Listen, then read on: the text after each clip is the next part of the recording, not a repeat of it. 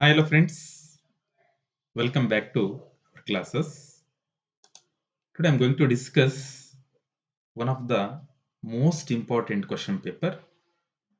Yes, ಸ್ನೇಹಿತರೆ, ಇದು ಎಲ್ಲಿಂದ ಬಂತು ಮತ್ತೆ ಯಾವ ಕ್ವಶನ್ ಪೇಪರ್ ಅಂತ ಹೇಳಿದ್ರೆ ಅದನ್ನ ಹೇಳ್ಬಿಡ್ತೀನಿ. ಯಾಕೆ ಅಂತ ಹೇಳಿದ್ರೆ ನಿಮಗೆ ಇಲ್ಲಿಂದ ಈ ಕ್ವಶನ್ ತಗೊಂಡ್ಬಂದು ಸಾಲ್ವ್ ಮಾಡ್ತಾ ಇದ್ದಾರೆ ಅಂತ ಹೇಳಿ ನಿಮ್ಗೆ ಗೊತ್ತಾಗ್ಬೇಕು.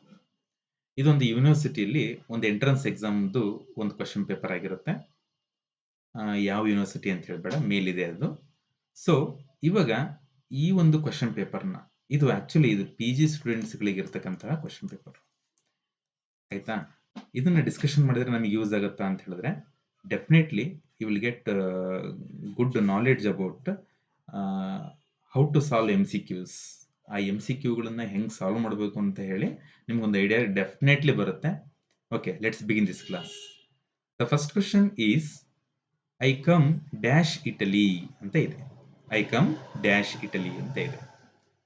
Before going to answer the question, ಈ ಕ್ವಶನ್ ಅಟೆಂಡ್ ಮಾಡೋಕ್ಕಿಂತ ಫಸ್ಟ್ ನಾವೇನ್ ಮಾಡಬೇಕು ಅಂತ ಹೇಳಿದ್ರೆ ಇಲ್ಲಿರ್ತಕ್ಕಂಥ ಆಪ್ಷನ್ಗಳನ್ನ ಸ್ವಲ್ಪ ನಾವು ಗಮನಿಸಬೇಕಾಗತ್ತೆ. The first option is to ಅಂತೇಳಿ. ಟು ಅಂದ್ರೆ ಗೆ ಮತ್ತೆ ಕೆ ಅನ್ನ ಅರ್ಥ ಬರುತ್ತೆ. ಎರಡನೇ ಆಪ್ಷನ್ ಬಿ ಏನಪ್ಪಾ ಅಂತ ಹೇಳಿದ್ರೆ ಫ್ರಮ್ ಅಂತ ಹೇಳಿ ಇಂದ ಅಂತ ಬರುತ್ತೆ. ಇಂದ ಅಂತ ಅರ್ಥ ಬರುತ್ತೆ. ಸ್ವಲ್ಪ ಹ್ಯಾಂಡ್ ರೈಟಿಂಗ್ ಚೆನ್ನಾಗಿ ಆಗದೆ ಇರ್ಬೋದು, ಅಡ್ಜಸ್ಟ್ ಮಾಡ್ಕೊಳ್ಳಿ. ಓಕೆ, ಕಾನ್ಸೆಪ್ಟ್ ಕ್ಲಿಯರ್ ಆಗಿ ಹೇಳ್ಕೊಡ್ತೀನಿ ಅಂತ. ಓಕೆ, ಅಟ್ ಅಂದ್ರೆ ಆ ಕಡೆ ಅಂತೇಳಿ, ಕಡೆಗೆ, ಆ ಕಡೆ ಅಥವಾ ಆ ಕಡೆಗೆ ಅಂತೇಳಿ ಬರುತ್ತೆ. ಇನ್ ಅಂದ್ರೆ ಒಳಗೆ ಅನ್ನೋ ಅರ್ಥ ಬರುತ್ತೆ. ಸೊ ಆಪ್ಷನ್ ನೋಡಿದ್ಮೇಲೆ ನಿಮ್ಗೆ ಅನ್ಸುತ್ತೆ, ಅಥವಾ ನೀವು ಕಾಮನ್ಲಿ ಇದನ್ನ ಯೂಸ್ ಮಾಡ್ತಾ ಇರ್ತೀರಿ. ಮೋಸ್ಟ್ ಆಫ್ ಆಲ್ ಇದನ್ನ ಎಲ್ಲ ಟೀಚರ್ಸ್ ನೋಡ್ತಾ ಇದೀರಿ ಅಂತ ಅನ್ಕೊಳ್ತೀನಿ. ಯಾಕೆಂತ ಹೇಳಿದ್ರೆ ನೀವೆಲ್ಲ ವರ್ಕ್ ಮಾಡ್ತಾ ಇರ್ಬೇಕಾದ್ರೆ ನಿಮ್ಮ ಮಕ್ಳಿಗೆ ಕೇಳ್ತೀರಾ, ಇಂಟ್ರೊಡ್ಯೂಸ್ ಯುವರ್ ಸೆಲ್ಫ್ ಅಂತ ಹೇಳಿ.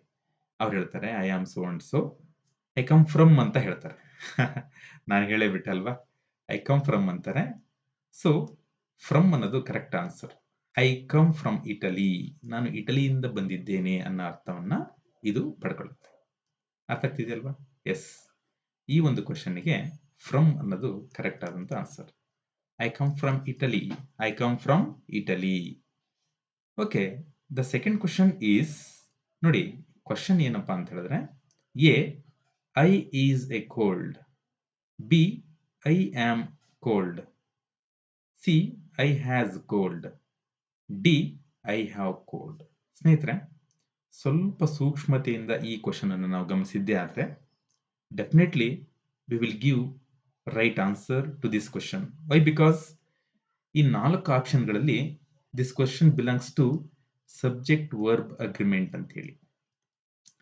ನೋಡಿ, ಈ ಬಿ ಫಾರ್ಮ್ ವರ್ಬ್ ಅನ್ನ ನಾವು ಏನಂತ ಕರಿತೀವಿ ಅಂತ ಹೇಳಿದ್ರೆ ಇಲ್ಲಿರ್ತಕ್ಕಂಥ ಎಲ್ಲ ವರ್ಬ್ಗಳಿಗೆ ಇರು ಅನ್ನೋ ಅರ್ಥ ಬರುತ್ತೆ. I is a cold, I is a cold ಅಂದ್ರೆ ನಾನು ಕೋಲ್ಡ್ ಆಗಿದ್ದೀನಿ, ನಾನು ಕೋಲ್ಡ್ ಆಗಿದ್ದೀನಿ. ಇದರ್ಥ ನಾನು ಒಂದು ಕೋಲ್ಡ್ ಆಗಿದ್ದೀನಿ, ನಾನು ಒಂದು ಕೋಲ್ಡ್ ಆಗಿದ್ದೀನಿ ಅನ್ನೋದು ಬರುತ್ತೆ. ಸೊ ಇದು ಬರಲ್ಲ ಅಂತ ಅನ್ಕೊಳ್ತೀನಿ. ಐ ಆಮ್ ಕೋಲ್ಡ್, ನಾನು ಕೋಲ್ಡ್ ಆಗಿದ್ದೀನಿ. ಐ ಆಮ್ ಕೋಲ್ಡ್, ಇದು ತಪ್ಪು. ನಾವ್ ಯಾವತ್ತು ನಾನು ಕೋಲ್ಡ್ ಆಗಿದ್ದೀನಿ ಅನ್ಬಾರ್ದು. ಅಂದ್ರೆ ನನಗೆ ಶೀತ ಬಂದಿದೆ ಅನ್ನೋದಕ್ಕೆ ಈ ತರ ಹೇಳ್ಬಾರ್ದು ನಾವು. ಐ ಹ್ಯಾಸ್ ಬರಲ್ಲ. ಯಾಕೆ ಅಂತ ಹೇಳಿದ್ರೆ ಐ ಅನ್ನೋದು ಏನಾಗುತ್ತೆ ಅಂತ ಹೇಳಿದ್ರೆ ಸಿಂಗ್ಯುಲರ್ ಅಲ್ಲ, ಪ್ಲೂರಲ್ ಸೆನ್ಸ್ ಅಲ್ಲಿ, but it represent singular. But plural ಅಲ್ಲಿ ನಾವು ರೆಪ್ರೆಸೆಂಟ್ ಮಾಡೋದ್ರಿಂದ ಇಲ್ಲಿ ಹ್ಯಾಸ್ ಬರಬಾರದು. ಆಪ್ಷನ್ ಡಿ ಅನ್ನೋದು ಇದೆಯಲ್ಲ, ಇದು ಕರೆಕ್ಟ್ ಆನ್ಸರ್ ಆಗುತ್ತೆ. ಐ ಹ್ಯಾವ್ ಕೋಲ್ಡ್ ಅಂತ ಹೇಳಿ, ನನಗೆ ಶೀತ ಆಗಿದೆ ಅಂತ ಹೇಳ್ಬೇಕಾದ್ರೆ, ನನಗೆ ಶೀತ ಆಗಿದೆ ಅಂತ ಹೇಳಬೇಕು ಅಂದ್ರೆ, ಶೀತ ಆಗಿದೆ ಅಂತ ಹೇಳಬೇಕು ಅಂದ್ರೆ ಐ ಹ್ಯಾವ್ ಕೋಲ್ಡ್ ಅನ್ಬೇಕು ಹೊರತು ಇವಿನ್ಯಾವನ್ನು ಕೂಡ ಬಳಸಬಾರ್ದು. ಅರ್ಥ ಆಗ್ತಿದೆಯಲ್ವಾ? ಎಸ್. ನೆಕ್ಸ್ಟ್ ಕ್ವಶನ್, ನಾವು ಹಿಂಗೆ ಡಿಸ್ಕಷನ್ ಮಾಡ್ತಾ ಹೋಗೋಣ, ನಾವು ಹಿಂಗೆ ಮಾಡೋದು ಬೇಡ. ನೆಕ್ಸ್ಟ್ 3ನೇ ಕ್ವಶನ್ ಆದ ತಕ್ಷಣ ಈ ಕಡೆ 10ಗೆ ಬಂದ್ಬಿಡೋಣ. Okay okay, third question is ಅನ್ನ ಹೌ ಆರ್ ಯು ಅಂತ. ಅನ್ ಹೌ ಆರ್ ಯು ಅಂತ ಹೇಳಿ ಇಲ್ಲಿ ಈ ಕ್ವಶನ್ಗೆ ರಿಪ್ಲೈ ಯಾವ್ದು ಬರಬೇಕು? ಹೌ ಆರ್ ಯು ಅಂತ ಕೇಳಿದಾಗ ಸ್ನೇಹಿತರೆ, ಇದು ಲ್ಯಾಂಗ್ವೇಜ್ ಫಂಕ್ಷನ್ಗೆ ಸಂಬಂಧಿಸಿದಂತ ಕ್ವಶನ್. Language function. ನೀವು ಕ್ವಶನ್ ನೋಡಿದ ತಕ್ಷಣ ನೀವು ಅದು ಏನು ಅಂತ ಹೇಳಿ ಫಸ್ಟ್ ಜಡ್ಜ್ ಮಾಡಿಬಿಡ್ಬೇಕು. ಅರ್ಥ ಆಗ್ತಿದೆಯಾ? ಇದು ಪ್ರಿಪೊಸಿಷನ್ಗೆ ಸಂಬಂಧಿಸಿದ ಕ್ವಶನ್. ಪ್ರಿಪೊಸಿಷನ್, ಇದು ಸಬ್ಜೆಕ್ಟ್ ವರ್ಬ್ ಅಗ್ರಿಮೆಂಟ್ಗೆ ಸಂಬಂಧಿಸಿದ ಕ್ವಶನ್, ಇದು ಲ್ಯಾಂಗ್ವೇಜ್ ಫಂಕ್ಷನ್ಗೆ ಸಂಬಂಧಿಸಿದ ಕ್ವಶನ್ ಆಗುತ್ತೆ. ನೋಡಿ, ನಾನು ನಿಮಗೆ ಬರೀ ಗ್ರಾಮರ್ ಮಾಡಿದ್ರೆ ಯಾವುದೋ ಒಂದು ಗ್ರಾಮರ್ ಬಗ್ಗೆ ಹೇಳ್ತೀನಿ, ಬಟ್ ಅದು ಎಕ್ಸಾಮಲ್ಲಿ ಯಾವ ರೀತಿ ಕ್ವಶನ್ ಬರುತ್ತೆ ಅನ್ನೋದು ಅದು ಗೊತ್ತಾಗಲ್ಲ ನಿಮಗೆ. ಸೊ ಈ ರೀತಿ ನಾನು ಎಲ್ಲ ಐಟಮ್ಸ್ಗಳನ್ನ ಡಿಸ್ಕಷನ್ ಮಾಡೋದ್ರಿಂದ ನಿಮಗೆ ಅದು ಒಂದು ತಲೆಯಲ್ಲಿ ಒಂದು ಗಟ್ಟಿಯಾಗಿ ಉಳಿಯುತ್ತೆ ಅಂತ ಹೇಳಿ ಇದನ್ನೆಲ್ಲ ನಾನು ಮಾಡ್ತಾ ಇದ್ದೀನಿ. ಹೌ ಆರ್ ಯು ಅಂತೇಳಿ ಕೇಳ್ತಾನೆ ಅಂದ್ರೆ ಈ ರೀತಿ ಕೇಳಿದಾರೆ ಅಂತ ಹೇಳಿದ್ರೆ ಇವ್ರು ಕೇಳ್ತಾ ಇದಾರೆ ಅಂತ ಹೇಳಿ. ಹೌ ಆರ್ ಯು ಅಂತ ಹೇಳಿ ಕೇಳಿದಾಗ ಐ ಆಮ್ ಎ ನರ್ಸ್, ನಾನು ಒಬ್ಬ ನರ್ಸ್ ಆಗಿದ್ದೀನಿ ಅಂತ ಹೇಳಿ ಅರ್ಥ. ಇದು ಬರುತ್ತಾ? ಇದಕ್ಕೆ ಬರಲ್ಲ. ಯಾಕೆ? ಹೌ ಆರ್ ಯು ಅಂತ ಕೇಳಿದ್ರೆ ಹೇಗಿದೀಯಾ ಅಂತ ಹೇಳಿ. I am fine thanks and you. ನೋಡೋಣ, ಇದೇ ಆನ್ಸರ್ ಇದಕ್ಕೆ. I am working. How are you ಅಂತ, ವಾಟ್ ಆರ್ ಯು ಡೂಯಿಂಗ್ ಅಂತ ಕೇಳಿದ್ರೆ ಐ ಆಮ್ ವರ್ಕಿಂಗ್ ಅಂತ ಹೇಳಿದ್ರೆ ಬರುತ್ತೆ. ಆದ್ರೆ ಇದು ಆನ್ಸರ್ ಅಲ್ಲ ಇದಕ್ಕೆ. ಗುಡ್ ಅಂತ ಹೇಳ್ತಾರೆ. ನೋಡಿಲಿ, ಯಾವತ್ತೂ ಕೂಡ ನಿಮ್ಮನ್ನು ಯಾರಾದರೂ ಮಾತಾಡ್ಸಿದ್ರೆ ಒನ್ ವೇ ಕಮ್ಯುನಿಕೇಶನ್ ಅಲ್ಲ, ಅದು ಟೂ ವೇ ಕಮ್ಯುನಿಕೇಶನ್ ಅಂತ ಅರ್ಥ ಮಾಡ್ಕೋಬೇಕು. ಗುಡ್ ಇದು ಕೂಡ ಆನ್ಸರ್ ಬರುತ್ತೆ, ಬಟ್ ಮೋಸ್ಟ್ ರಿಲೆವೆಂಟ್ ಆನ್ಸರ್ ಯಾವ್ದಪ್ಪ ಅಂತ ಹೇಳಿದ್ರೆ B. So option B is correct answer. Option B is correct answer. ನಾವು ಸುಮ್ಮನೆ ಯಾರಾದ್ರೂ ಮಾತಾಡ್ಸಿದ್ರೆ ಮಾತಾಡಿ ಸುಮ್ಮನಿರಬಾರ್ದು, ಅವ್ರನ್ನು ಕೇಳಬೇಕು. ಊಟ ಆಯ್ತಾ ಅಂತ ಕೇಳಿದ್ರೆ ಆಯ್ತು ಅಂದ್ ಸುಮ್ಮನಿರೋದಲ್ಲ, ನಾವು ಕೂಡ ರಿಪ್ಲೈ ಕೊಡಬೇಕು ಅವರಿಗೆ. ಆಯ್ತು ಊಟ, ನಿಮ್ದಾಯ್ತಾ ಅಂತ ಹೇಳಿ ಕೇಳಬೇಕು. ಸೊ ಆ ಅರ್ಥದಲ್ಲಿ option B is correct answer. So good ಅನ್ನೋದು ಕೂಡ ಕರೆಕ್ಟೇ, ಆದ್ರೆ B is most relevant for this question. Clear? Okay, next ನಾನು ಹೇಳಿದಂಗೆ 4ನೇ ಕ್ವಶನ್ಗೆ ಹೋಗೋದು ಬೇಡ, ಯಾಕೆಂದ್ರೆ ಸ್ಕ್ರಾಲ್ ಮಾಡಿದ್ವಿ ಅಂತ ಹೇಳಿದ್ರೆ ಕೆಳಗೆ ಹೋಗ್ಬಿಡ್ತೀವಿ. 10ನೇ ಕ್ವಶನ್ಗೆ ಬರೋಣ ಇವಾಗ. Next, dash do you go to gym ಅಂತ ಇದೆ. Dash do you go to gym ಅಂತ ಹೇಳಿ ಇಲ್ಲೊಂದು ಡ್ಯಾಶ್ ಇದೆ. ಟ್ವೈಸ್ ಎ ವೀಕ್ ಅಂತ ಇದೆ. ಟ್ವೈಸ್ ಎ ವೀಕ್ ಅಂತ ಇದೆ. ಡ್ಯಾಶ್ ಅನ್ನೋದಕ್ಕಿಂತ ಇದು ನಮಗೆ ಕ್ಲೂ ಕೊಟ್ಟಿದ್ದಾರೆ ಅಂತ ಹೇಳಿ, ಏನ್ ಬರುತ್ತೆ ಅಂತ ಹೇಳಿ. ಹೌ ಆಫನ್ ಅಂತ ಹೇಳಿದ್ರೆ, ವೇರ್ ಅಂತ ಹೇಳಿದ್ರೆ, ಹೌ ಅಂತ ಹೇಳಿದ್ರೆ, ವೈ ಅಂತ ಹೇಳಿದ್ರೆ, as you know that already. How often ಅಂದ್ರೆ ಆಗಿಂದಾಗೆ, ಅವಾಗ ಅಂತೇಳಿ. ನೆಕ್ಸ್ಟ್ ವೇರ್ ಅಂತ ಹೇಳಿದ್ರೆ ಎಲ್ಲಿ ಅಂತೇಳಿ, ಹೌ ಅಂದ್ರೆ ಹೇಗೆ ಅಂತೇಳಿ, ವೈ ಅಂದ್ರೆ ಯಾಕೆ ಅಂತೇಳಿ. ಸೊ ಫಾರ್ ದಿಸ್ ಕ್ವಶನ್ ನೋಡಿ, ಟ್ವೈಸ್ ಎ ವೀಕ್ ಅಂತೇಳಿ ನಮಗೆ ಕ್ಲೂ ಕೊಟ್ಟಿದ್ದಾರೆ. ಈ ಕ್ಲೂ ನಾವೇನ್ ಮಾಡಬೇಕು ಅಂತ ಹೇಳಿದ್ರೆ, ಬಿಡಿಸ್ಬೇಕಾದ್ರೆ ಹೌ ಆಫನ್ ಅಂತಾನೆ ಬರೀಬೇಕು. How often do you go to gym ಅಂತ ಹೇಳಿದ್ರೆ, ನಾನು ವಾರದಲ್ಲಿ 2 ಸರಿ ಹೋಗ್ತೀನಿ. ಯಾವ್ಯಾವ ಜಿಮ್ಮಿಗೆ ಹೋಗ್ತೀಯಾ ಅಂತ ಕೇಳಿದಂಗಿದ್ದು. ನಾನು ವಾರಕ್ಕೆ 2 ಸಲ ಹೋಗ್ತೀನಿ ಅನ್ಬೇಕಾದ್ರೆ ಇದನ್ನ ಈ ತರ ಬಳಸ್ಬೇಕು. How often do you go to the gym ಅಂತ ಹೇಳಿ. ಅರ್ಥ ಆಗ್ತಿದೆಯಲ್ವಾ? ಎಸ್. ನೆಕ್ಸ್ಟ್ 11ನೇ ಕ್ವಶನ್ಗೆ ಬರೋಣ ಇವಾಗ. I like dash in my spare time ಅಂತ ಇದೆ ಅಲ್ಲ. ನೋಡಿ, I like dash in my spare time ಅಂತ ಇದೆ. ರೀಡಿಂಗ್, ರೀಡ್, ಟು ರೀಡಿಂಗ್ ಅಂತ ಇದೆ. ನೋಡಿ, ಐ ಲೈಕ್ ಟು ಬರಲ್ಲ, ಲೈಕ್ ಬಂದ್ಮೇಲೆ ಟು ಬರಲ್ಲ, ನೆನಪಿರ್ಲಿ. ಯಾಕೆ ಅಂತ ಹೇಳ್ತೀನಿ. ಅರ್ಥ ಆಗ್ತಿದ್ಯಾ? ಇಲ್ಲಿ ಮೈ ಸ್ಪೇರ್ ಟೈಮ್ ಅಂತ ಇದೆ. ನೋಡಿ, I like in my spare time ಅಂತ ಇದೆ. ನಾನು ಆಪ್ಷನ್ ಒಂದೊಂದೇ ಹಾಕೊಳ್ತಾ ಹೋದಾಗ ನಿಮಗೆ ಗೊತ್ತಾಗುತ್ತೆ. I like reading in my spare time. ನಾನು ನನ್ನ ಸ್ಪೇರ್ ಟೈಮಲ್ಲಿ ಅಂದ್ರೆ ಉಳಿದಂತಹ ಒಂದು ಟೈಮಲ್ಲಿ ಓದಕ್ಕೆ ಇಷ್ಟಪಡ್ತೀನಿ ಅನ್ನೋ ಒಂದು ಅರ್ಥ ಬರುತ್ತೆ. ಐ ಲೈಕ್ ರೀಡ್, ಒಂದು ಅಕ್ಕಪಕ್ಕ ಎರಡು ಅಟ್ ಎ ಟೈಮ್ ಒಂದು ಸೆಂಟೆನ್ಸ್ ಅಲ್ಲಿ 2 ವರ್ಬ್ಗಳು ಬರಲ್ಲ. ಸೊ ರೀಡ್ ಅನ್ನೋದು ಬರಲ್ಲ ಇಲ್ಲಿ. ಓಕೆ, ಇದನ್ನ ಒಮಿಟ್ ಮಾಡಿಬಿಡ್ಬೋದು. ನೆಕ್ಸ್ಟ್ ಟು ರೀಡ್ ಅಂತ ಹೇಳಿ ಇನ್ಫಿನಿಟಿವ್ ಆಗುತ್ತೆ. I like to read in my spare time. ಇದು ಸ್ಪೇರ್ ಟೈಮಿಗೆ ನಾನು ಓದಕ್ಕೆ ಇಷ್ಟಪಡ್ತೀನಿ. ಸ್ಪೇರ್ ಟೈಮಿಗೆ ಅರ್ಥ ಬರುತ್ತಾ? ಇಲ್ಲ. ಸೊ ಇದು ಬರಲ್ಲ. ಟು ರೀಡಿಂಗ್ ಅನ್ನೋದು ಇದು ಅಲ್ಲ. ಸೊ ಆಪ್ಷನ್ 1 ಕರೆಕ್ಟ್ ಆನ್ಸರ್ ಇದಕ್ಕೆ. ಐ ಲೈಕ್ ರೀಡಿಂಗ್, ನಾನು ಓದಕ್ಕೆ ಇಷ್ಟಪಡ್ತೀನಿ. ಯಾವಾಗ ಅಂತ ಹೇಳಿದ್ರೆ ಇನ್ ಮೈ ಸ್ಪೇರ್ ಟೈಮ್, ನನ್ನ ಒಂದು ಫ್ರೀ ಟೈಮ್ ಅಲ್ಲಿ ನಾನು ಓದಕ್ಕೆ ಇಷ್ಟಪಡ್ತೀನಿ. ಏನೋ ಟೈಮ್ ವೇಸ್ಟ್ ಮಾಡಲ್ಲ ನಾನು. ಆ ಫ್ರೀ ಟೈಮ್ ಇದ್ದಾಗ ನಾನು ಏನ್ ಮಾಡ್ತೀನಿ ಅಂತ ಹೇಳಿದ್ರೆ ಓದಕ್ಕೆ ಇಷ್ಟಪಡ್ತೀನಿ ಅನ್ನೋದು ಇದಕ್ಕೆ ಕರೆಕ್ಟ್ ಆದಂತ ಆನ್ಸರ್ ಆಗುತ್ತೆ. Next, Chopin dash music when he was there ಅಂತ ಇದೆ. ನೋಡಿ, ಇಲ್ಲಿ Chopin can read music when he was 3. ಅಂದ್ರೆ ಅವನು 3 ವರ್ಷ ಇದ್ದಾಗ್ಲೇ ಚೋಪಿನ್ ಏನಾಗುತ್ತೆ ಅಂತ ಹೇಳಿದ್ರೆ ಇದು ಪಾಸ್ಟ್ ಟೆನ್ಸ್ ಅಲ್ಲಿ ಹೇಳಿದ್ದಾರೆ ಅಲ್ವಾ. ಹಿ ವಾಸ್ 3 ಅಂದ್ರೆ 3 ವರ್ಷ ಇದ್ದಾಗ ಅನ್ನೋದಕ್ಕೆ ನಾವು ಕುಡ್ ಯೂಸ್ ಮಾಡಬೇಕು. ಚೋಪಿನ್ ಕುಡ್ ರೀಡ್ ಯಾಕೆ ಕುಡ್ ರೀಡ್ ಬಂತು ಅಂತ ಹೇಳಿದ್ರೆ ಅವ್ನು 3 ವರ್ಷ ಇದ್ದಾಗ್ಲೇ ಆ ಒಂದು ಇದನ್ನ ಓದ್ತಿದ್ದ ಅಂತ ಅರ್ಥವನ್ನ ಪಡ್ಕೊಳ್ಳುತ್ತೆ ಸ್ನೇಹಿತರೆ. ಸೊ ನಿಮ್ಗೆ ಅರ್ಥ ಆಗ್ತಿದೆ ಅಂತ ಅನ್ಕೊಳ್ತೀನಿ ನನ್ನ ಕ್ಲಾಸಸ್. ನೆಕ್ಸ್ಟ್ 4ನೇ ಕ್ವಶನ್ಗೆ ಬಂದ್ಬಿಡೋಣ. ಓಕೆ,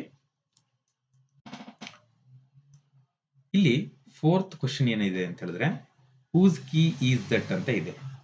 ಇದು ಯಾರ ಕೀ ಆಗಿದೆ ಅಂತ ಅರ್ಥ. ಇಲ್ಲಿ ಹೂಸ್ ಕೀ ಈಸ್ ದಟ್ ಅಂತ ಹೇಳಿ ಇಲ್ಲಿ ಏನಾಗುತ್ತೆ ಅಂತ ಹೇಳಿದ್ರೆ it's of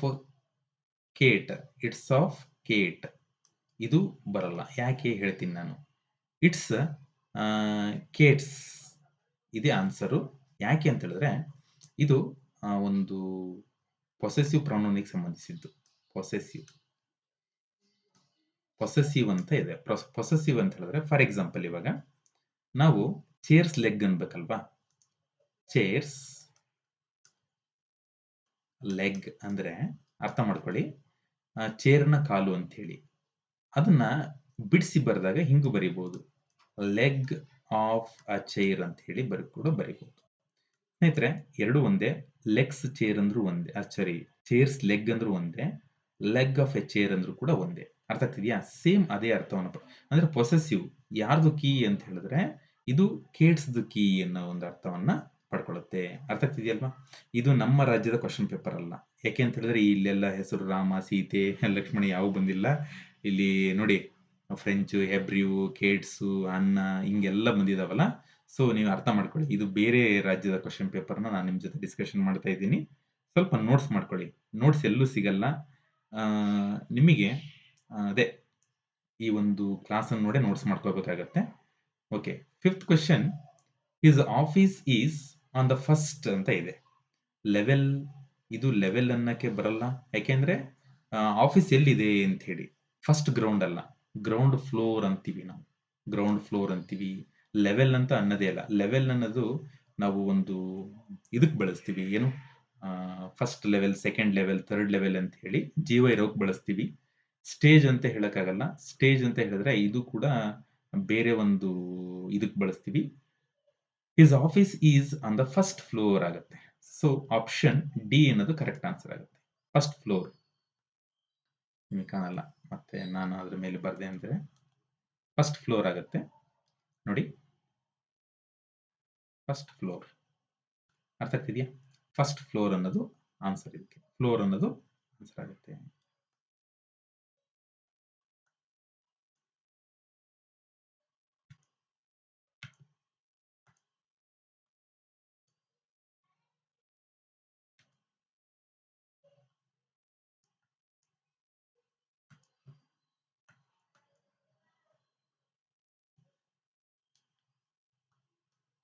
okay, next question ಈ ಕಡೆ ಬಂದ್ಬಿಡೋಣ. Where dash Ann and Mary at 6 PM yesterday ಅಂತ ಇದೆ ನೋಡಿ. ಅನ್ ಮತ್ತೆ ಮೇರಿ ಅಂತ ಇದೆ. ಇಬ್ರು ಇದ್ದಾಗ ಇದು ಪ್ಲ್ಯೂರಲ್ ಆಗುತ್ತೆ. ಏನಾಗುತ್ತೆ? ಪ್ಲ್ಯೂರಲ್ ಆಗುತ್ತೆ. ಇಲ್ಲಿ ಪ್ಲ್ಯೂರಲ್ ಇದ್ದಾಗ ನಾವೇನ್ ಮಾಡ್ಬೇಕು ಅಂತ ಹೇಳಿದ್ರೆ ಆರ್ ಬರಲ್ಲ. ಯಾಕೆ ಅಂತ ಹೇಳಿದ್ರೆ ಎಸ್ಟರ್ಡೇ ಅಂತ ಇದ್ದಾಗ ಆರ್ ಪ್ರೆಸೆಂಟ್ ಟೆನ್ಸ್ಗೆ ಸಂಬಂಧಿಸಿದಂತ ವರ್ಬ್ ಆಗುತ್ತೆ. ಸೊ ಬರಲ್ಲ. ವರ್ ಬರುತ್ತಾ? Yes, 100% were correct. ವಾಸ್ ಬರುತ್ತಾ ಅಂತ ಹೇಳಿದ್ರೆ ಬರಲ್ಲ. ಯಾಕೆಂದ್ರೆ ಸಿಂಗ್ಯುಲರ್ ಇದ್ರೆ ವಾಸ್ ಬರ್ತಿತ್ತು. Where was Mary at 6 PM yesterday ಅಂತ ಹೇಳಿದ್ರೆ ಕರೆಕ್ಟ್. ಆದ್ರೆ ಇಬ್ರು ಇರೋದ್ರಿಂದ ವರ್ರೆ ಬರುತ್ತೆ, ಯಾವ ಬಿನ್ ಬರಲ್ಲ. So option B correct answer ಆಗುತ್ತೆ. ವೇರ್ ವರ್ ಅನ್ನ and Mary at 6 PM yesterday, ನಿನ್ನೆ 6 ಗಂಟೆಗೆ ಅವರು ಇಬ್ರು ಎಲ್ಲಿದ್ರು ಅಂತ ಹೇಳಿ ಕೇಳೋ ಕ್ವಶನ್ ಆಗುತ್ತೆ. ನೆಕ್ಸ್ಟ್ ಈ ಕಡೆ ಬಂದ್ವಿ ಅಂತ ಹೇಳಿದ್ರೆ ನೋಡಿ, 6ನೇ ಕ್ವಶನ್ಗೆ ಬಂದ್ವಿ ಅಂತ ಹೇಳಿದ್ರೆ I speak Hebrew and French. I speak Hebrew and French but ಅನ್ನ ನೋಡಿ, ನಾನು ಮಾತಾಡ್ತೀನಿ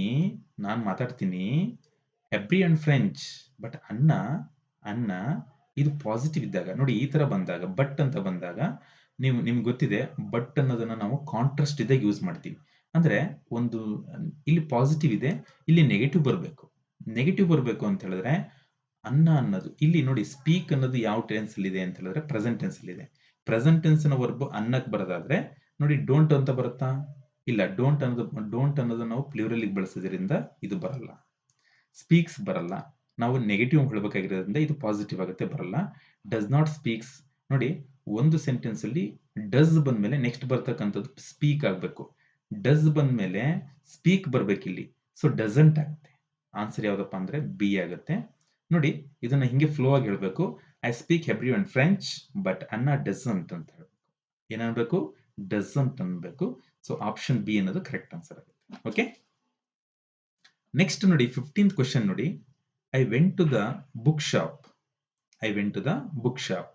ನಾನು ಬುಕ್ ಶಾಪಿಗೆ ಹೋಗಿದ್ದೆ. ಏನಕ್ಕೆ ಅಂತ ಹೇಳಿದ್ರೆ ಹ್ಯಾರಿ ಪಾಟರ್ನ ತಗೊಂಬರಕ್ಕೆ, ಆ ಒಂದು ಬುಕ್ ಅನ್ನ ತಗೊಂಬರಕ್ಕೆ, ಕೊಂಡ್ಕೊಂಬರಕ್ ಹೋಗಿದ್ದೆ. ಹ್ಯಾರಿ ಪಾಟರ್ ಅನ್ನೋದು ಒಂದು ಬುಕ್ ಇದು. ಇದನ್ನ ಬುಕ್ ಶಾಪಿಗೆ ಏನಕ್ಕೆ ಹೋಗಿದ್ದ ಅಂತ ಹೇಳಿದ್ರೆ for buying, to buying, for to buy ಅಂತ ಹೇಳಿದ್ರೆ ಇಲ್ಲಿ ಆಪ್ಷನ್ ಬಿ ಅನ್ನೋದು ಕರೆಕ್ಟ್ ಆನ್ಸರ್ ಆಗುತ್ತೆ. ಯಾಕೆ ಅಂತ ಹೇಳಿದ್ರೆ ನೋಡಿ, I went to the book shop to buy Harry ಪ್ಯಾಟರ್.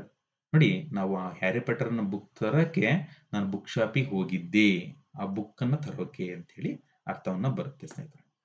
Next ಇಲ್ಲಿ ನೋಡಿ 7th ಕ್ವೆಶ್ಚನ್, ಸ್ವಲ್ಪ ಮೇಲೆ ಇದು ಮಾಡ್ಕೊಂತೀವಿ. 7ನೇ ಕ್ವೆಶ್ಚನ್ ನೋಡಿ. 7ನೇ question, I can't find my glasses. I can't find my glasses. ಸ್ವಲ್ಪ ಈ ಒಂದು ಸೆಂಟೆನ್ಸ್ ನ ಕ್ಲೀನ್ ಆಗಿ ಓದ್ಕೋಬೇಕು. I can't find my glasses. Glasses ಅನ್ನೋದು ಪ್ಲೂರಲ್ ಅಲ್ಲಿ ಇದೆ, ಸಿಂಗ್ಯುಲರ್ ಅಲ್ಲ, ಪ್ಲೂರಲ್ ಅಲ್ಲಿ ಇದೆ. Can you look for they ಅಂದ್ರೆ ಅವರ ಅಂತ ಆಗುತ್ತೆ, ಬರಲ್ಲ. ದೆಮ್ ಅಂತ ಹೇಳಿದ್ರೆ ಹೌದು. ಯಾಕೆ ಅಂತ ಹೇಳಿದ್ರೆ ಗ್ಲಾಸಸ್ ಅನ್ನೋದು ಪ್ಲೂರಲ್ ಆಗಿರೋದ್ರಿಂದ can you look for them, ಅವುಗಳನ್ನು ನೋಡಿದಿರಾ ನೀವು? Can you look for them please, ಅವುಗಳನ್ನೆಲ್ಲರೂ ನೋಡಿದ್ರ ದಯವಿಟ್ಟು ಹೇಳಿ ಅನ್ನೋ ಅರ್ಥವನ್ನ ಬರುತ್ತೆ. ಸೊ ದೆಮ್ ಅನ್ನೋದು ಕರೆಕ್ಟ್ ಆನ್ಸರ್ ಆಗುತ್ತೆ. ಇಟ್ ಬರಲ್ಲ, ಸಿಂಗ್ಯುಲರ್ ಇದ್ದಿದ್ರೆ ಇಟ್ ಬರ್ತಿತ್ತು, ಇದು ಪ್ಲೂರಲ್ ಇರೋದ್ರಿಂದ ನೋಡಿ I can't find my glass, can you look for it ಅಂದ್ರೆ ಗ್ಲಾಸ್ ಅಂತ ಇದ್ದಾಗ ಇಟ್ ಬರ್ತಾ ಇತ್ತು, ಗ್ಲಾಸಸ್ ಅಂತ ಇರೋದ್ರಿಂದ ದೆಮ್ ಅನ್ನೋದು ಆನ್ಸರ್ ಆಗುತ್ತೆ ಸ್ನೇಹಿತರೆ. ಸೊ ಈ ತರ ನಾವೇನ್ ಮಾಡ್ಬೇಕು ಅಂತ ಹೇಳಿದ್ರೆ ಆನ್ಸರ್ ಅನ್ನ ಫೈಂಡ್ ಮಾಡ್ಕೋಬೇಕು, ದೇರ್ ಬರಲ್ಲ ಇಲ್ಲಿ. ಓಕೆ, ನೆಕ್ಸ್ಟ್ ಈ ಕಡೆ ಬಂದ್ವಿ ಅಂತ ಹೇಳಿದ್ರೆ, ನಾನು ನಿನ್ನೆ ನಿಮಗೆ ಒಂದು ಕ್ಲಾಸ್ ಮಾಡಿದ್ದೆ, ಏನು ಫಿಕ್ಸ್ಡ್ ಪ್ರಿಪೋಸಿಷನ್ ಮಾಡಿದ್ದೆ ಅಲ್ವಾ? ಇಂಟ್ರೆಸ್ಟೆಡ್ ಅನ್ನೋದಕ್ಕೆ ಏನ್ ಬಂದಿತ್ತಲ್ಲಿ? ನೋಡಿ, ಎಲ್ಲಿ ಬೇಕಾದಲ್ಲಿ ಇರುತ್ತೆ ಅದು, ಸ್ವಲ್ಪ ಅರ್ಥ ಮಾಡ್ಕೋಬೇಕು ನಾವು. Is interested dash learning Romanian ಅಂತ ಇದೆ. ಈಸ್ ಇಂಟ್ರೆಸ್ಟೆಡ್ ಏನು? ಇನ್ನ, ಈಸ್ ಇಂಟ್ರೆಸ್ಟೆಡ್ ಇನ್ನ, ಈಸ್ ಇಂಟ್ರೆಸ್ಟೆಡ್ ಆನ, ಈಸ್ ಇಂಟ್ರೆಸ್ಟೆಡ್ ಟೂನ, ಇಂಟ್ರೆಸ್ಟೆಡ್ ಫಾರ್ ಅಂತ ಹೇಳಿ ಯಾವ ಆನ್ಸರ್ ಕರೆಕ್ಟ್ ಆಗುತ್ತೆ? ಸ್ವಲ್ಪ ಥಿಂಕ್ ಮಾಡಿ ಆನ್ಸರ್ ಮಾಡಿ. ಯಾವ್ದು ಕರೆಕ್ಟ್ ಆಗುತ್ತೆ ಇದಕ್ಕೆ?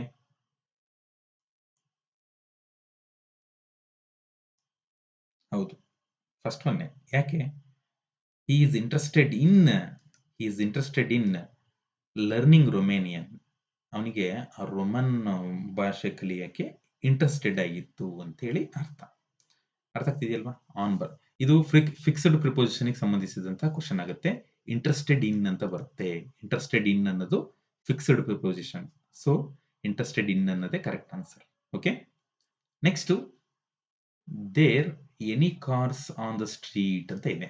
ನಾನು ಯಾರಿಗೂ ಹೇಳ್ತೀನಿ, ಇವಾಗ ಆ ಸ್ಟ್ರೀಟ್ ಅಲ್ಲಿ ಕಾರ್ ಇದಾವ ಅಂತ ಕೇಳ್ತೀನಿ, ಅವಾಗ ಆರ್ ಬರುತ್ತೆ. ಯಾಕೆ ಅಂತ ಹೇಳಿದ್ರೆ ಇಲ್ಲಿ ಈಸ್ ಅನ್ನೋದು ಸಿಂಗ್ಯುಲರು, ಆಮ್ ಅನ್ನೋದು ಸಿಂಗ್ಯುಲರು, ಇಸಂಟ್ ಅನ್ನೋದು ಏನಾಗುತ್ತೆ ಅಂತ ಹೇಳಿದ್ರೆ ಇದು ನೆಗೆಟಿವ್ ಬರುತ್ತೆ, ಇದು ಸಿಂಗ್ಯುಲರ್ ಬರುತ್ತೆ. ಸೊ ಆರ್ ಅನ್ನೋದೇ ಕರೆಕ್ಟ್ ಆಗುತ್ತೆ.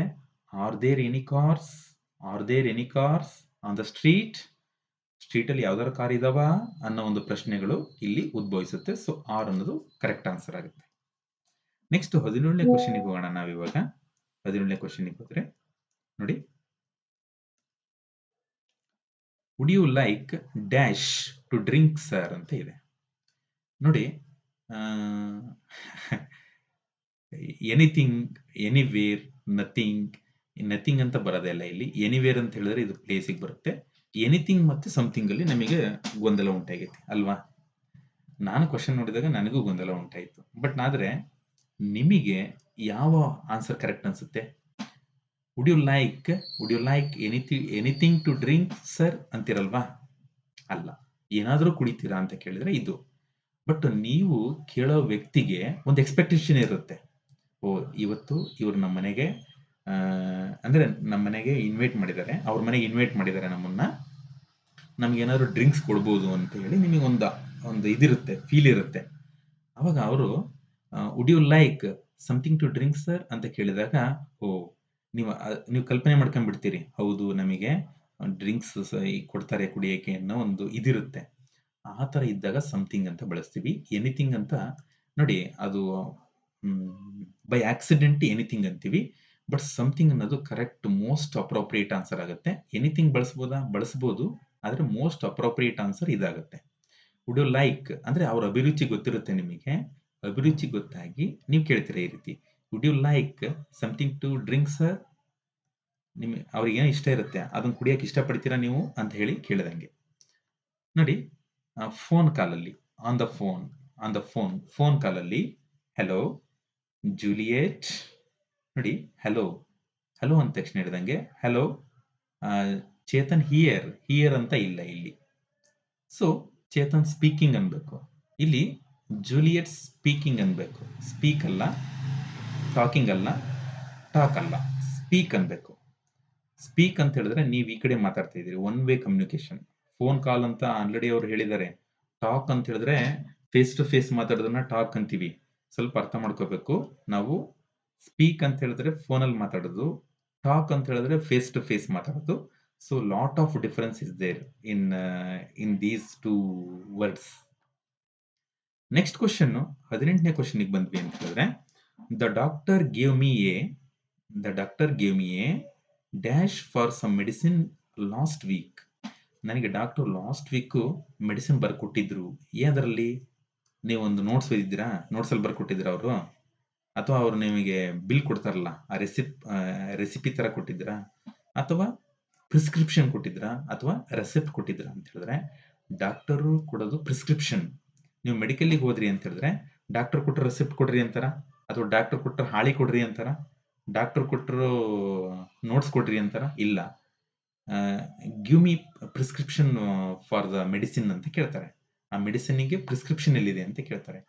ಅಥವಾ ನೀವು ಆನ್ಲೈನ್ ಬೈ ಮಾಡಬೇಕು ಅಂತ ಹೇಳಿದ್ರೆ ಮೆಡಿಸಿನ್ ಅನ್ನ, ಅದೇನ್ ಮಾಡುತ್ತೆ ಅಂತ ಹೇಳಿದ್ರೆ upload the prescription of the doctor ಅಂತ ಹೇಳಿ ಕೇಳುತ್ತೆ. So prescription is right answer. ಅರ್ಥ ಆಗ್ತಿದೆಯಲ್ವಾ? ಓಕೆ, ನೆಕ್ಸ್ಟ್ 19ನೇ ಕ್ವಶನ್ಗೆ ಬಂದ್ವಿ ನಾವಿವಾಗ. ಓಕೆ, 19ನೇ ಕ್ವಶನ್ ಏನ್ ಹೇಳುತ್ತೆ ಅಂತ ಹೇಳಿದ್ರೆ, ವಾಟ್ ಡ್ಯಾಶ್ ನೆಕ್ಸ್ಟ್ ವೀಕೆಂಡ್ ಅಂತ ಇದೆ. ವಾಟ್ ಏನು ಡ್ಯಾಶ್ ನೆಕ್ಸ್ಟ್ ವೀಕೆಂಡ್ ಅಂತ ಇದೆ. ಈ ಕ್ವಶನಿಗೆ ನೆಕ್ಸ್ಟ್ ವೀಕೆಂಡ್ ಅಂತ ಆಲ್ರೆಡಿ ನಮಗೆ ಕ್ಲೂ ಕೊಟ್ಟಿದ್ದಾರೆ. ನೆಕ್ಸ್ಟ್ ವೀಕೆಂಡ್ ಅಂತ ಹೇಳಿ ಕ್ಲೂ ಕೊಟ್ಟಿರೋದ್ರಿಂದ ನಮಗೊಂದು ತಲೆಗೆ ಯೋಚನೆ ಬರ್ತಾ ಇದೆ. ಡೂ ಬಳಸ್ಬೇಕಾ? ಡೂ ಯಾವಾಗ ಬಳಸಬೇಕು? ಪ್ರೆಸೆಂಟ್ ಟೆನ್ಸ್ ಅಲ್ಲಿ ಬಳಸಬೇಕು, ಸಿಂಪಲ್ ಅಲ್ಲಿ ಅಲ್ಲ. ಆರ್ ಯು ಡೂಯಿಂಗ್ ಅಂತ ಬಳಸಬೇಕಾ? ಅಲ್ಲ. ಯಾಕೆ ಅಂತ ಹೇಳಿದ್ರೆ ಇದು ಪ್ರೆಸೆಂಟ್ ಕಂಟಿನ್ಯೂಸ್ ಅಲ್ಲಿ ಬಳಸಬೇಕು.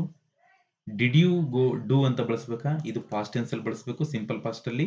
So option C correct answer. ಏನು? Will you do. What will you do next weekend? ಮುಂದಿನ ವಾರ ಏನ್ ಮಾಡಬೇಕು?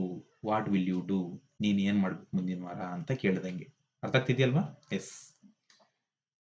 ನೆಕ್ಸ್ಟ್ 20ನೇ ಕ್ವಶನ್ಗೆ ಬರೋಣ ಇವಾಗ. ವೈ ಆರ್ ಯು ಸೋ ಹಂಗ್ರಿ? ನೋಡಿ, ಸ್ವಲ್ಪ ನಾವು ಜಿಸ್ಟ್ ಆಫ್ ದ ಕ್ವಶನ್ ಅನ್ನ ಅರ್ಥ ಮಾಡ್ಕೋಬೇಕು. ಇಲ್ಲಿ why are you so hungry, ಯಾಕೆ ತುಂಬಾ ಹಸಿವಾಗಿದೆ? Why are you so hungry, ಯಾಕೆ ತುಂಬಾ ಹಸಿವಾಗಿದೆ ಅಂತ ಕೇಳಿದಂಗೆ, oh I dash breakfast this morning, didn't have, don't have, hadn't, haven't ಅಂತ ಇದೆ. ನೋಡಿ, why are you so hungry, ಇದನ್ನ ಸ್ವಲ್ಪ ಅರ್ಥ ಮಾಡ್ಕೊಂಡ್ರೆ ಇಲ್ಲಿ ಕರೆಕ್ಟ್ ಆನ್ಸರ್ ಬರುತ್ತೆ. ಐ ಡ್ಯಾಶ್ ಬ್ರೇಕ್ಫಾಸ್ಟ್ ದಿಸ್, ಇದು ಬ್ರೇಕ್ಫಾಸ್ಟ್ ಅನ್ಬಾರ್ದು, ಬ್ರೇಕ್ಫಾಸ್ಟ್. ಇದು ಏನಿದು? Breakfast this morning. ನೋಡಿ, ದಿಸ್ ಮಾರ್ನಿಂಗ್ ಅನ್ನೋದು ನೋಡಿ, ಡಿಂಟ್ ಹ್ಯಾವ್ ಬರುತ್ತಾ? ಈ ಮಾರ್ನಿಂಗ್ ಯಾಕೆ ಇದು ಮಾಡಿದ್ಯಾ? Didn't have. I didn't have breakfast this morning. I don't have this, I haven't breakfast this morning. ಯಾವ್ದು ಬರುತ್ತೆ? ಡಿಂಟ್ ಬರುತ್ತಾ? ಡೋಂಟ್ ಬರುತ್ತಾ, ಹೆಡೆಂಟ್ ಸ್ವಲ್ಪ ಥಿಂಕ್ ಮಾಡ್ರಿ. ಕ್ವಶನ್ ಬಂದ ತಕ್ಷಣ ನೀವು ಕೂಡ ಒಂದು ಸ್ವಲ್ಪ ಥಿಂಕ್ ಮಾಡಬೇಕು. ಯಾಕೆ ಅಂತ ಹೇಳಿದ್ರೆ ಕರೆಕ್ಟ್ ಆದಂತ ಆನ್ಸರ್ ಯಾವುದು ಅಂತ ಹೇಳಿ ನಾನು ಹೇಳಿದಾಗ ಗೊತ್ತಾಗುತ್ತೆ ನಿಮಗೆ. ನೋಡಿ, ಹೋ ಐ ಹೆಡೆಂಟ್, ನಾನು ಹೆಡೆಂಟ್ ಬರುತ್ತೆ. ಯಾಕೆ ಹೆಡೆಂಟ್ ಬರುತ್ತೆ ಅಂತ ಹೇಳಿದ್ರೆ ಹೆಡೆಂಟ್ ಬ್ರೇಕ್ಫಾಸ್ಟ್ ದಿಸ್ ಮಾರ್ನಿಂಗ್, ನಾನು ಬೆಳಗ್ಗೆ ಬ್ರೇಕ್ಫಾಸ್ಟ್ ತಿಂಡಿಯನ್ನ ತಿಂದಿರಲಿಲ್ಲ, ಅದಕ್ಕೋಸ್ಕರ ಹೊಟ್ಟೆ ಹಸ್ತಿದೆ ಅಂತ ಅರ್ಥವನ್ನು ಬರುತ್ತೆ. ಡಿಂಟ್ ಅಂತ ಹೇಳಿದ್ರೆ ತಿಂದು ಇರಲಿಲ್ಲ, ಏನೇನೋ ಬರುತ್ತೆ ಅದು. ಡೋಂಟ್ ಅಂತ ಹೇಳಿದ್ರೆ ತಿಂದಿಲ್ಲ ಅಂತ ಏನೋ ಒಂದು ಅರ್ಥ ಬರುತ್ತೆ. ಇದು ಪ್ರೆಸೆಂಟ್ ಟೆನ್ಸಿಗೆ ಯೂಸ್ ಮಾಡೋದು, ಪಾಸ್ಟ್ ಟೆನ್ಸಿಗೆ ಯೂಸ್ ಮಾಡಬಹುದು. ಇದು ಹೆಡೆಂಟ್ ಅನ್ನೋದು ಕರೆಕ್ಟ್ ಆದಂತ ಆನ್ಸರ್. ಯಾಕೆ ಅಂತ ಹೇಳಿದ್ರೆ ಅವ್ರು ಕೇಳಿದಾಗ ಅವ್ನು ತಿಂದಿರ್ಲಿಲ್ಲ, ಸೊ ಅದಕ್ಕೋಸ್ಕರ. ತಿಂದು ಇರಲಿಲ್ಲ, ಹೆವೆಂಟ್ ಬರಲ್ಲ ಇದು. ಓಕೆ, ನೆಕ್ಸ್ಟ್ ಲುಕ್, ನೋಡಲ್ಲಿ. ನೋಡಲ್ಲಿ ಅಂದ್ರೆ ಲುಕ್ ಅನ್ನೋದು ಅಂದಾದ್ಮೇಲೆ ಎಕ್ಸ್ಕ್ಲಮೇಷನ್ ಮಾರ್ಕ್ ಇದೆ ಗೊತ್ತಾ. ಈ ಎಕ್ಸ್ಕ್ಲಮೇಷನ್ ಮಾರ್ಕ್ ಏನ್ ಹೇಳುತ್ತೆ ಅಂತ ಹೇಳಿದ್ರೆ ಆಶ್ಚರ್ಯ ಸೂಚಕ ಚಿಹ್ನೆ ಇದು. ಎಕ್ಸ್ಕ್ಲಮೇಷನ್ ಅನ್ನ ಅಂದ್ರೆ ವಿತೌಟ್ ಥಿಂಕಿಂಗ್ ಏನೋ ವಿ ಎಕ್ಸ್ಪ್ರೆಸ್ ಅವರ್ ಫೀಲಿಂಗ್ಸ್, ನಮ್ಮ ಗಮನಕ್ಕೆ ಬರದೆ ನಮ್ಮ ಫೀಲಿಂಗ್ಸ್ ನ ಎಕ್ಸ್ಪ್ರೆಸ್ ಮಾಡ್ತೀವಲ್ಲ ಅವಾಗ. ದ ಬಸ್ ಈಸ್ ಕಮಿಂಗ್ ಅಂತ ಆಗುತ್ತೆ. ನಾನೇ ಹೇಳ್ಬಿಟ್ಟೆ ಬಸ್ ಕಮ್. ಏನು ಬಸ್ ಕಮ್, ಬಸ್ ಬಾ ಅಂದಂಗ ಆಯ್ತು. ಬಸ್ ಕಮ್ಸ್ ಅಲ್ಲ, bus is coming. Bus is coming ಅರ್ಥ ಆಗ್ತಿದೆಯಲ್ಲ, bus is coming. Next, I have never been to Africa. I have never been to Africa. ಇಲ್ಲಿ either have I, neither have I. I have never been to Africa, ನಾನು ಹೋಗಲ್ಲ ಆಫ್ರಿಕಕ್ಕೆ, ನೀನು ಹೋಗ್ಬೇಡ. Neither have I, ನಾನು ಹೋಗಲ್ಲ, ನೀನು ಹೋಗ್ಬೇಡ, ನಾನು ಹೋಗಲ್ಲ. ನೀದರ್ ಹ್ಯಾವ್ ಐ ಅಂತಾನು ಅರ್ಥ ಬರುತ್ತೆ. ಸೋ ಬರಲ್ಲ, ನೋ ಬರಲ್ಲ, ಈದರ್ ಬರಲ್ಲ. ನೀದರ್ ಅಂತ ಹೇಳಿದ್ರೆ ನೆಗೆಟಿವ್ ಸೆನ್ಸ್ ಅನ್ನು ಕೊಡ್ತಾ ಇದೆ. Next, have you visited Birmingham ಏನು ಬರ್ನಿಂಗ್ ಹ್ಯಾಮ್. ನೋಡಿ, have you visited Birmingham ever. Ever ಅಂತ ಹೇಳಿದ್ರೆ ಯಾವಾಗಾರ ಬರ್ನಿಂಗ್ ಹ್ಯಾಮಿಗೆ ಹೋಗಿಯಾ ನೀನು ಅಂತ ಹೇಳಿ ಕೇಳದಂಗೆ. ಅರ್ಥ ಆಗ್ತಿದೆಯಲ್ವಾ? ಎಸ್. ನೆಕ್ಸ್ಟ್ 30ನೇ ಕ್ವಶನ್ಗೆ ಬರೋಣ ಇವಾಗ. I dash my phone, my mobile phone since 2009 ಅಂತ ಇದೆ. ನೋಡಿ, ಸಿನ್ಸ್ 2009 ಅಂತ ಇದ್ರೆ 2009ರಿಂದ ಅಂತ ಅರ್ಥವನ್ನ ಬರುತ್ತೆ. 2009ರಿಂದ ಅನ್ನೋ ಅರ್ಥವನ್ನ ಕೊಡುತ್ತೆ ಇದು. ನೋಡಿ,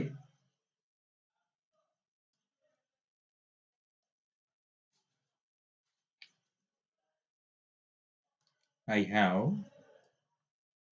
ಮೈ ಮೊಬೈಲ್ ಫೋನ್ ಸಿನ್ಸ್ 2009. ನಾನು ಈ ಮೊಬೈಲ್ ಫೋನ್ ಅನ್ನ 2009ರಿಂದ ಇಟ್ಕೊಂಡಿದ್ದೀನಿ ಅನ್ನೋ ಅರ್ಥವನ್ನ ಬರುತ್ತೆ. ಹ್ಯಾವ್ ಹ್ಯಾಡ್ ಬರಲ್ಲ, ಹ್ಯಾಡ್ ಬರಲ್ಲ. ಹ್ಯಾಡ್ ಅಂತ ಹೇಳಿದ್ರೆ ಹೊಂದಿದ್ದೆ ಅನ್ನೋ ಅರ್ಥ ಬರುತ್ತೆ. ಬಟ್ ಇಟ್ಕೊಂಡಿದ್ದೀನಿ ಅನ್ನೋ ಒಂದು ಅರ್ಥ. ಸಿನ್ಸ್ 2009ರಿಂದ ನಾನು ಮೊಬೈಲ್ ಯೂಸ್ ಮಾಡ್ತೀನಿ ಅನ್ನೋ ಅರ್ಥವನ್ನ ಕೊಡುತ್ತೆ. ಸೊ ಹ್ಯಾವ್ ಅನ್ನೋದು ಆನ್ಸರ್ ಆಗುತ್ತೆ. 31ನೇ ಕ್ವಶನ್ಗೆ ಬಂದ್ರೆ ಇವಾಗ ಹೌ ಲಾಂಗ್ ಡ್ಯಾಶ್ ಇಂಗ್ಲಿಷ್ ಅಂತ ಇದೆ. Are you learning, are you learning. 31ನೇ question, are you learning, have you been learning. ನೋಡಿ, ಹೌ ಲಾಂಗ್ ಅಂತ ಕೇಳಿದೆ, ಯಾವಾಗಿಂದ ಅನ್ನೋ ಅರ್ಥ ಬರುತ್ತೆ. Do you learn, you learn ಅಂತ ಬರುತ್ತೆ. ಆರ್ ಯು ಲರ್ನಿಂಗ್ ಅಲ್ಲ, ಬರಲ್ಲ. ಹ್ಯಾವ್ ಯು ಬೀನ್ ಲರ್ನಿಂಗ್ ಅಂತ ಬರುತ್ತೆ. How long have you been learning English, ಯಾವಾಗಿಂದ ಇಂಗ್ಲಿಷ್ ಕಲಿತಾ ಇದೆಯಾ ನೀನು ಅರ್ಥ ಬರುತ್ತೆ. ಎಸ್. 32ನೇ question, we dash the flight tickets yet ಅಂತ ಇದೆ. Don't book. ಡೋಂಟ್ ಬುಕ್ ಅಂದ್ರೆ ಬುಕ್ ಮಾಡ್ಬೇಡ ಅನ್ನಂಗಾಗುತ್ತೆ. ಹ್ಯಾವ್ ಬುಕ್ ಅಂದ್ರೆ ಬುಕ್ ಮಾಡಿದೀವಿ ಅನ್ನಂಗಾಗುತ್ತೆ. ಹ್ಯಾವೆಂಟ್ ಬುಕ್ಡ್ ಅಂತ ಹೇಳಿದ್ರೆ ಇದೇ ಆನ್ಸರ್. ಯಾಕೆ ಅಂತ ಹೇಳಿದ್ರೆ we haven't booked that flight tickets yet, ನಾವು ಇನ್ನೂ ಟಿಕೆಟ್ ಅನ್ನ ಬುಕ್ ಮಾಡಿಲ್ಲ. ಅರ್ಥ ಆಗ್ತಿದ್ಯಾ? ನಾವು ಇನ್ನೂ ಟಿಕೆಟ್ ಅನ್ನ ಬುಕ್ ಮಾಡಿಲ್ಲ ಅನ್ನೋ ಅರ್ಥವನ್ನ ಪಡ್ಕೊಳ್ಳೋದ್ರಿಂದ ಆಪ್ಷನ್ ಸಿ ಕರೆಕ್ಟ್ ಆನ್ಸರ್ ಆಗುತ್ತೆ.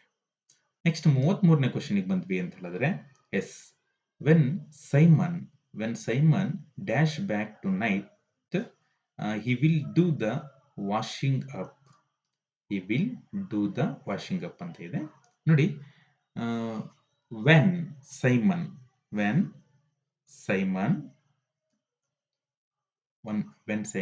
will come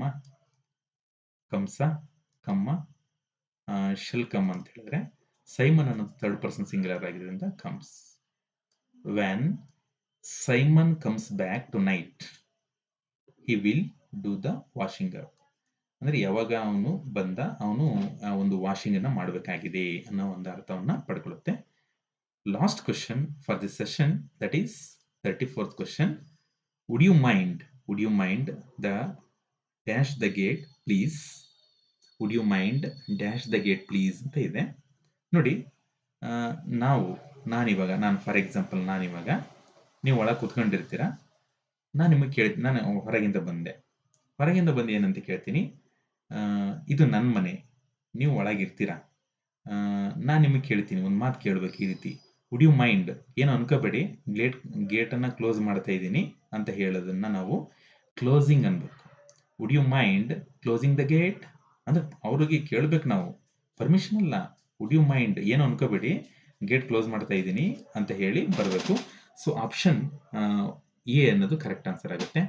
ಸ್ನೇಹಿತರೆ, ಇದಾಗಿತ್ತು. ಇನ್ನೂ ತುಂಬ ಇದೆ ಕ್ವಶನ್ಸು, ನಾನು ನೆಕ್ಸ್ಟ್ ಸೆಷನಲ್ಲಿ ಡಿಸ್ಕಷನ್ ಮಾಡ್ತೀನಿ. ಸ್ನೇಹಿತರೆ, ನಾವು ಇದನ್ನ ಕಲ್ತ್ರೆ ನಾವಷ್ಟೇ ಇದಾಗ್ತೀವಿ, ಎಕ್ಸಾಮಲ್ಲಿ ಪಾಸ್ ಆಗ್ತೀವಿ ಅನ್ನೋ ಒಂದು ಮನಸ್ಥಿತಿಯಿಂದ ಹೊರಗೆ ಬನ್ನಿ. ನಾನು ಇಷ್ಟು ಕಷ್ಟಪಟ್ಟು ವಿಡಿಯೋ ಮಾಡ್ತಾ ಇರೋದ್ರಿಂದ ನಮಗೇನಪ್ಪ ಅಂತ ಹೇಳಿದ್ರೆ, ನೀವು ಇದನ್ನು ಸಬ್ಸ್ಕ್ರೈಬ್ ಮಾಡಿ, ಇದನ್ನು ನಿಮ್ಮ ಫ್ರೆಂಡ್ಸಿಗೆಲ್ಲ ಶೇರ್ ಮಾಡಿ, ಮತ್ತು ಈ ಒಂದು ಕ್ಲಾಸನ್ನು ಅಂದರೆ ಈ ರೀತಿ ಒಂದು ಕ್ಲಾಸ್ ಇದೆ ಅಂತ ಹೇಳಿ ನಿಮ್ಮ ಫ್ರೆಂಡ್ಸಿಗೆಲ್ಲ ಹೇಳಿದ್ರಿ ಅಂತ ಹೇಳಿದ್ರೆ ನಮಗೂ ಒಂದು ಹೌದು, ನಾವು ಕಲ್ತಿರೋದಕ್ಕೆ, ನಾವು ಹೇಳ್ಕೊಡ್ತಿರೋದಕ್ಕೆ ಸಾರ್ಥಕತೆ ಅಂತ ಹೇಳಿ ಅಂದ್ಕೊಳ್ತೀವಿ. ಏನೇ ಡೌಟ್ಸ್ ಇದ್ರೂ ಕೂಡ ಕಮೆಂಟ್ಸ್ ಬಾಕ್ಸಲ್ಲಿ ಹಾಕಿ. ಮತ್ತು ನಿಮಗೆ ಟಿಲ್ ಎಕ್ಸಾಮ್ವರೆಗೂ I will do my best. ಏನೆಲ್ಲ ಹೇಳ್ಕೊಡ್ಬೇಕು ಅಂತ ಅನಿಸುತ್ತೋ ಡೆಫಿನೆಟ್ಲಿ ನಾನು ಹೇಳ್ಕೊಡ್ತಾ ಇರ್ತೀನಿ. ಒಂದು ನೋಟ್ಸ್ ಮಾಡ್ಕೊಳ್ಳಿ. ತುಂಬ ಜನ ಫೋನ್ ಮಾಡ್ತೀರಿ, ಸರ್ ಪೇಯ್ಡ್ ಕ್ಲಾಸ್ ಇದೆಯಾ ಅಂತೇಳಿ. ನಾನು ಆಲ್ರೆಡಿ ತುಂಬ ಇದರಲ್ಲಿ ಆ್ಯಪ್ಗಳಲ್ಲಿ ಮೀನ್ಸ್ ತುಂಬ ಅನೇಕ ಇವಿದ್ದಾವೆ, ಏನಪ್ಪ ಇನ್ಸ್ಟಿಟ್ಯೂಟ್ಗಳಲ್ಲಿ ಪೇಯ್ಡ್ ಕ್ಲಾಸ್ ಮಾಡಿಕೊಟ್ಟಿದ್ದೀನಿ. ಸೊ ಇದು ನಾನು ನಿಮಗೆ ಮಾಡ್ತಕ್ಕಂಥ ಒಂದು ಸೇವೆ, ಒಂದು ಸರ್ವಿಸ್ ಅಂತ ಭಾವಿಸಿ ಎಲ್ಲರೂ ಕೂಡ ಏನಪ್ಪ ಪ್ರೋತ್ಸಾಹ ನೀಡಬೇಕಷ್ಟೇ. ನಿಮ್ಮ ಒಂದು ಫ್ರೆಂಡ್ಸಿಗೆ ಹೇಳಿ, ಅಥವಾ ಈ ಥರ ಚಾನಲ್ ಇದೆ, ಇಲ್ಲಿ ತುಂಬ ಚೆನ್ನಾಗಿ ಹೇಳ್ಕೊಡ್ತಾರೆ ಅಂತ ಹೇಳಿ. ತುಂಬ ಜನ ಫೋನ್ ಮಾಡ್ತೀರಾ, ಆದರೆ ಫೋನ್ ಮಾಡಿ ನೀವಷ್ಟೇ ಯುಟಿಲೈಸ್ ಮಾಡ್ಕೊಳ್ತಾ ಇದ್ದೀರಾ. ನಿಮ್ಮ ಫ್ರೆಂಡ್ಸ್ಗೂ ಹೇಳಿ. ಒಳ್ಳೆಯದಾಗಲಿ ನಿಮಗೆ. ಟಿಲ್ ಎಕ್ಸಾಮ್ವರೆಗೂ ನಾನು ನಿಮ್ಮ ಜೊತೆ ಇರ್ತೀನಿ. ಇಂಗ್ಲೀಷಲ್ಲಿ ಏನೇ ಡೌಟ್ಸ್ ಇದ್ರೂ ಕೂಡ ಕೇಳಿ. ನಾನೇನು ತಿಳ್ಕೊಂಡಿಲ್ಲ, ನಾನು ತಿಳ್ಕೊಂಡಿರೋದನ್ನು ನಿಮಗೆ ಎಷ್ಟು ತಿಳ್ಕೊಂಡಿದ್ದೀನಿ ಅಷ್ಟನ್ನು ನಾನು ನಿಮಗೆ ಹೇಳ್ಕೊಡೋಕ್ಕೆ ಪ್ರಯತ್ನ ಮಾಡ್ತಾ ಇದ್ದೀನಿ. Thank you for watching. Have a nice day. Good night. Bye bye.